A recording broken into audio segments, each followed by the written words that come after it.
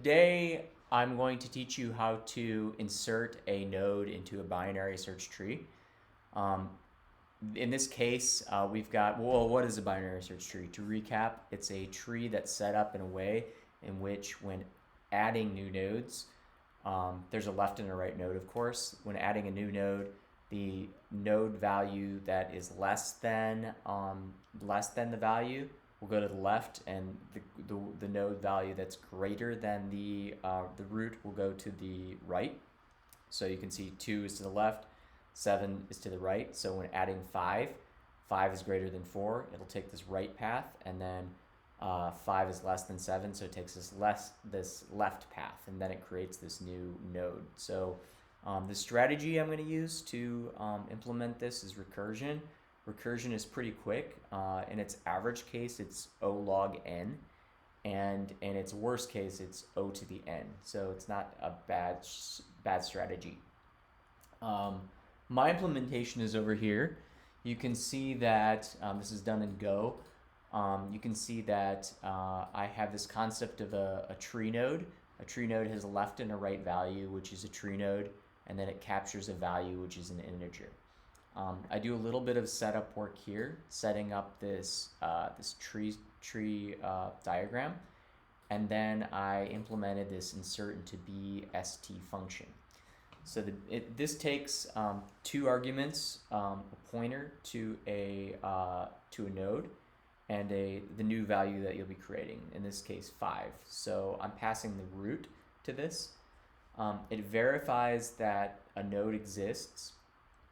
If it's nil, then it creates a new tree node with the value. So remember, initially we're passing in root.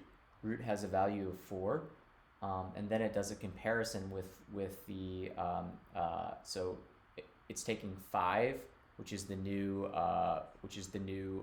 value.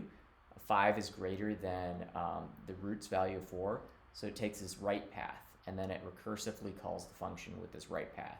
So then we have 7, so there is a node that exists.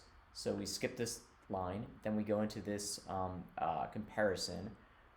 Then 7 is greater than 5, so it takes this left path, and then it passes root.left into this insert into BST with the value.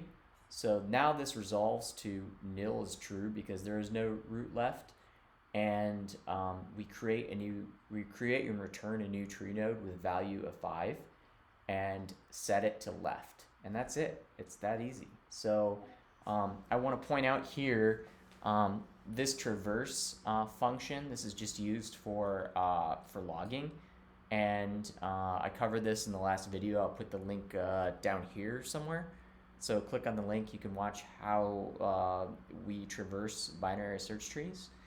And let me run this to prove that this works.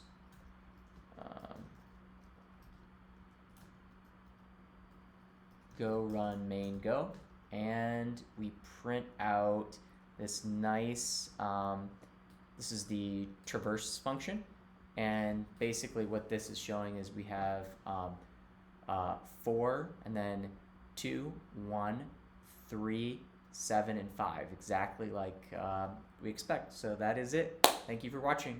Bye.